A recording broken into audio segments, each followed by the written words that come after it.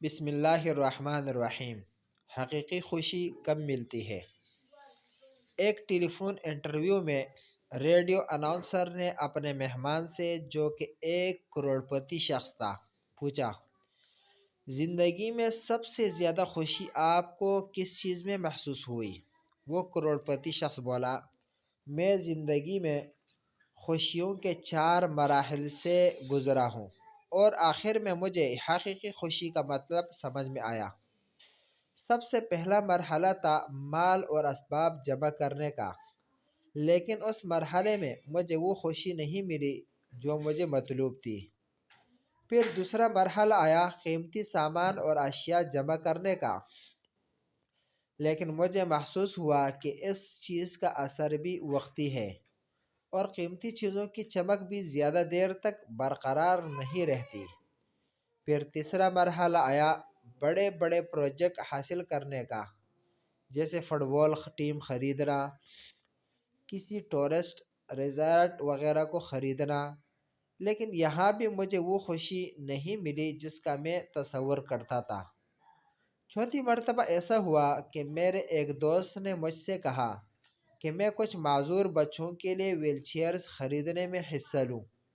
دوست کی بات پر میں نے فوراً ویل چیئرز خرید کر دے دی، لیکن دوست کا اصرار تھا کہ میں اس کے ساتھ جا کر اپنے ہاتھ سے وہ ویل چیئرز ان بچوں کے حوالے کر دوں۔ میں تیار ہو گیا اور اس کے ساتھ گیا۔ وہاں میں نے ان بچوں کو اپنے ہاتھوں سے وہ کرسیاں دی۔ میں نے ان بچوں کے چہروں پر خوشی کی عجیب چمک دیکھی۔ میں نے دیکھا کہ وہ سب کرسیوں پر بیٹھ کر ادھر ادھر گھوم رہے ہیں اور جی بھر کے مزہ کر رہے ہیں۔ ایسا معلوم ہوتا تھا کہ وہ کسی پکنک اسپاٹ پہ آئے ہوئے ہیں۔ لیکن مجھے حقیقی خوشی کا احساس تب ہوا جب میں وہاں سے جانے لگا اور ان بچوں میں سے ایک نے میرے پیر پکڑ لیے۔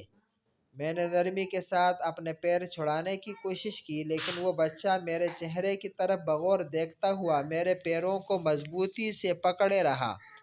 میں نے جھک کر اس بچے سے پوچھا، کیا آپ کو کچھ اور چاہیے؟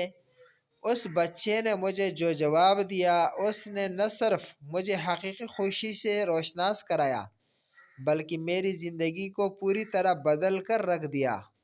اس بچے نے کہا، میں آپ کے چہرے کے نقوش اپنے ذہن میں بٹھانا چاہتا ہوں، تاکہ جب جنت میں آپ سے ملوں تو آپ کو پہچان سکوں، اور ایک بار اپنے رب کے سامنے بھی آپ کا شکریہ ادا کر سکوں۔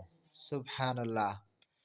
یہ ایک عربی پوسٹ کا اردو ترجمہ ہے جو آپ کے سامنے گوش گزار کیا۔ اگر آپ لوگوں کو ہماری یہ ویڈیو اچھی لگی ہو تو ہمارے چینل کو سبسکرائب کریں، لائک کریں اور صدقہ جاریہ سمجھ کر اپنے دوستوں کے ساتھ شیئر کریں۔ السلام علیکم ورحمۃ اللہ۔